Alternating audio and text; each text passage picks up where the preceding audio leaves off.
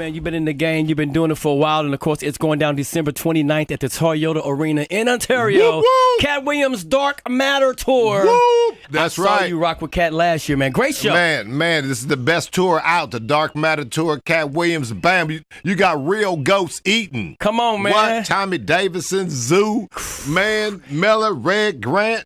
Well, who else? Chikara, Pretty Ricky, Lil Mo. You never know who's going to come. Man. That's a great lineup front Mark to back. Curry, me, what? Come on, you and in Katt there. Williams, what? Come on, they get to hang with Mr. Cooper at the comedy show, man. Where you at, Ontario? You already know what it is. Look, man. That went to go watch Mark Curry do his whole sitcom and then stole everything Mark Curry had. Now Steve got a sitcom where he the principal and he wear a suit and then he gets this high top fade, making all black men think he got the best lineup in the business. And it's a man unit. This is like Steve Harvey telling people he used to be homeless. That's my story. That's not his story. Steve Harvey wasn't never homeless. 38. I was homeless at the time. I didn't have nowhere to live. I was living in a car.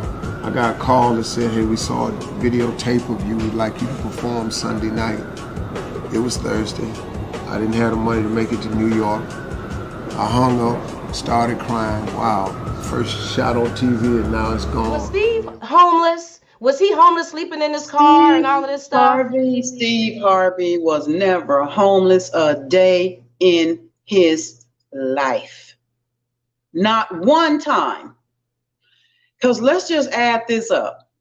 Between your mama's house, Marsha's house, my apartment, and whatever you had purchased for Marjorie, what point in there would he have time to be homeless? When Mark Curry was touring with him 25 years ago, he was making $3,000 a show in cash and doing 5 shows a week. They just tell the story. Stand up, okay. The next progression is TV movies. Throughout the history of stand-up, sir. That's the goal for all of us. That's how it goes. That's why when you hear these dudes talking about, oh, I didn't want to be a movie star, you just know it's disingenuous. Like, what are you talking about, dude? You wish you would have kept it together, could have kept it together a couple of... We tried everything. But, dudes felt like they was movie stars. I never saw myself as a movie star. Just let me go be me. So I knew. But Bernie got a lot of roles. Sid got a lot of roles. So I just knew, but the thing that they did though, when they went and got so many roles, they stopped doing stand-up. Right. Me, I felt so strongly about stand-up, I never stopped. Right. When I got my TV shows, I still toured on the weekend. Right. By myself, take 2 people with me. Radio City Music Hall. I stayed right there while the guys was doing the movies. Yeah, no. I just wanted to do a game show. Right. What? Are you sure? Are you sure? Because I thought you did Mark Curry's show over after he had just done hanging with Mr. Cooper. Why would you do all of that man's stuff that he did on his show on yours and then do the dude's stand-up when you go on the road? And then you never put Mark Curry on your show or nothing? Like... If you don't say anything, these dudes will run over you. I don't know if you know how bullies operate. But if you don't stand up for yourself, there really is nothing they won't do. Right. Halloween was a trip. Halloween, we couldn't afford no Halloween costumes. Hey, kids, please. Mama sent us down to the liquor store, put boxes on us. We didn't know what we were. I don't know what we are. I don't know. She didn't tell us. I think we UPS, I guess. I don't know. That every Halloween, I had the same outfit on. Every year. I just had a brown box. I wasn't nothing sad. I asked my father, could I have a new outfit? And he said, no, just wear the same one. And it was just a brown box. And he just tell everybody I was a UPS man. Well, Steve stole my material on his show, so I had a beef on that. Bullshit talk show he had. And he did all my Halloween material one Halloween. I'm watching, somebody called me and said, man, homeboy doing your material. So he did my whole Halloween run. And I know he didn't think of it. This is true stuff that really happened to me. And so my thing is, you didn't have to do that, homeboy. Yeah. Right. So, motherfucker, you made enough money, bitch. You did enough. You know what? why are you on my material? Right. You know, what's that about? You know, and then, you know, people want to jump up, oh, he didn't know, he didn't steal your. So yes, he did. Yeah. I mean, you know, so, you know, and so that there's no need to, no one else has did that. Seeing your man Mark Curry, obviously legend, shout out to hanging with Mr. Cooper. He came on a couple, maybe about a year ago or so, talked about Harvey stealing some of his material, man. I don't know if you know how that situation directly, but talk about joke thieves and how taboo that is in the comedy world. Okay, first, let's address the Mark Curry, Steve Harvey thing. Okay. Mark Curry played the clip. He played the clip of him doing the material, right? Mm-hmm. Then he played, I don't know if you saw the same thing I saw, but I saw him show the clip of him do the material on Def Jam, I think it was. Mm-hmm. And then he showed the clip of Steve Harvey doing it on his show. It was like 12 years, 13 years in between. Yeah. So I don't know if that really hits the stamp of joke beat. There's so much time in between. Mark's not even doing the joke anymore. Right. The problem was that I saw, which I give Mark credit for, is it was damn near verbatim. Okay. So it kind of led me to believe, like, okay, he saw it somewhere, or maybe one of his writers saw it and wrote it. So there is some kind of convolution there, right? Now, as far as joke thieves, here's the thing. People think, and I've seen this with my own two eyes. I've seen a comic in the room watching another comic, and he'll say, yo, he stole my joke. And a lot of times, he didn't steal a joke. It's the same topic. So if you're a comic and you got a joke about a certain topic, that you don't own that topic. You don't have copyrights to that topic. Right. It's like, you know, like, again, it's like Donald Trump jokes. It's like you can't go on stage and do a Donald Trump joke, then come off stage, the next comic behind you goes on and does a Donald Trump joke. You can't say, yo, he stole my joke. That topic is for everybody. Right. So we got to be very specific about what a joke thief is. Joke thief is a dude that takes premise, setup, punchline, takes the whole joke. That is an ultimate no-no in the game. Back 2 weeks later, they said, Mark Curry's missing.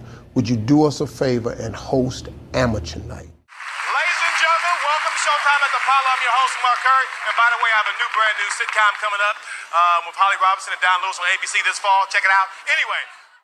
Steve Harvey went and hosted Amateur Night. I've been on TV ever since, man. Ever since. One of them leans over, taps me on the shoulder, says, Daddy, how come the moon keeps following our car? They had a little chill time with Steve Harvey. I don't know if it was planned or not, but he was just chilling. And he had answered some questions. So let's listen to what he said. Sure. Mark Curry says that you're still stealing his jokes. Hey, man, listen to me. Yeah. Now, this might be the sick of this right here. Yeah. Mark Curry needs to grow up. Steve Harvey has been on stage since 2015. Well, he said he used to watch your shows. Ask Mark Curry what joke he's talking about. Tell him to grow up, man. I think it was on Little Big Shots. Are you kidding me? Yeah, he said. Are you kidding me? He said that he confronted you about it before, and then he still ain't saying what joke it is. Get a life, get a career. Go do something, man. Well, he's thinking this is going to help him. He's thinking this is going to help him get a stand-up special now for Netflix or HBO. Well, good. Go ahead and get one. I got 5 of them, 6 of them. Yeah. Go get one. That'll be good. I'll be happy for him. Do you think he will get one out of it? I think he deserves one. Yeah? Yeah. Will you help him? Any chance he would come out on stage, maybe, like make a truce? Oh, I'm pretty sure. I don't need a truce. I'm already in peace. Yeah. He doesn't know what he's talking about. He making stuff up, so I'm in peace. I'm good with it. And the only reason I'm coming is because he keep running his mouth about it. Right. Let's grow up. Right. I'm a grown man. You look like it. Never stole a joke in 35 years. Yeah. You think he's just trying to get a reaction out of you? Stolen from you? I don't know. I don't care. I don't care. If you're good at this, you can make a living at this. Right. You're crying about a joke, man. Grow up. And come to me like a man and tell me what the joke is. Okay. He still won't say what it is. We'll put that challenge out there to him. It ain't no challenge, man. Well, to come to you and be honest about it. We've already talked about it, man. Yeah. You talked to him personally. Personally, we've already talked about it. There's nothing to talk about. He won't even tell me what it is. Right. One last thing. Were you? Steve was fired up. He said he was tired of hearing about it, tired of hearing his mouth running around. I want to like Steve Harvey, man. He's done something. He's kind of like a Stephen A. Smith. I appreciate what he's done for history. I really appreciate him, but he's done some things that I just can't agree with. Who do you believe here, Sam, man? Do you believe Mark Curry or Steve Harvey? based off of other people, I tend to believe Mark Curry a little more. This the same Negro that hated on Bernie with this same thing. I didn't want to be a movie star. No, you couldn't be a movie star. There are 30,000 new scripts in Hollywood every year. Not one of them asks for a country bumpkin black dude that can't talk good over KB and look like Mr. Potato Head. There ain't none. We split up. You wish you would have kept it together, could have kept it together a couple of We tried everything. But, you know, dudes felt like they was movie stars. I never saw myself as a movie star. Just let me go. What? You called Ocean 11 to get that nigga's part. What do you mean you didn't want to be a movie star? So on the behalf of Bernie, I would have to say what I have to say. I tell you one dude that has never, ever, ever changed. Y'all have heard me say this before, is Bernie Mac. Love Bernie Mac. And Bernie, the stuff that he said, Katt Williams said about Steve Harvey calling to try to get Bernie's role on Oceans and that kind of stuff, Bernie told me out of his own mouth. And Bernie, I've known Bernie. Like I said, we did Who's the Man in like 91 to 92. The movie came out in 93. Okay? I met Bernie during the taping of Def Comedy Jam. And I went and said, we need Bernie Mac in this movie. Bernie Mac has never fronted on me. Bernie Mac has never lied to me. I believe Bernie Mac when he say Steve Harvey hated on him. So I keep getting lots of contact about my thoughts on the Katt Williams interview on Club Shay Shay. The interview heard round the world.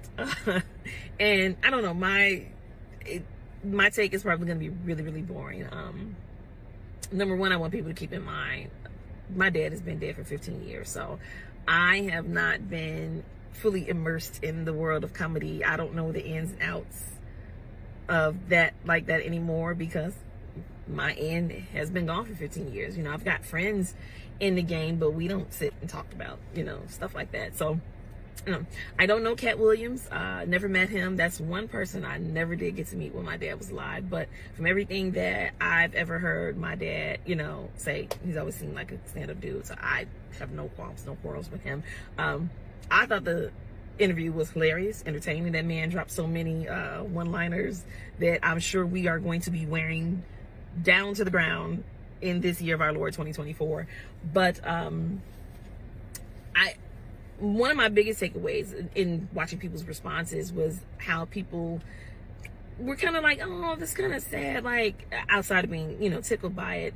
And I've seen people say stuff like, it's like watching, you know, your uncles go at it and you're like, oh, why can't we all just get along? Well, I mean, because everybody doesn't get along. Like, I think that's one of the misconceptions about comedians, and I guess it's due to the fact that what they do brings so much joy to others, that the perception, the expectation is that behind closed doors, everybody gets along, everybody just, it's love. And no, it's not. They've always been competitive. Like it's always been, as far as I've ever witnessed in watching my dad, it's always been kind of cutthroat. Like you'll have, you know, people beefing, like same as within your family. Just because y'all related don't mean y'all all get along, right? Comedy's no different. But for me, Katt Williams has my utmost appreciation and respect for giving my dad his props and his flowers. And I felt like it was genuine.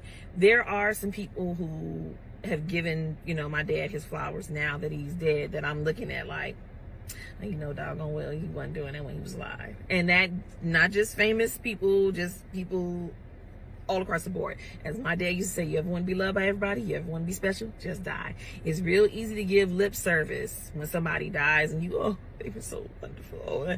And that's not how you felt when they were alive. But when Katt spoke of my dad, for me, I felt his heart. I felt that it was genuine and I appreciate it.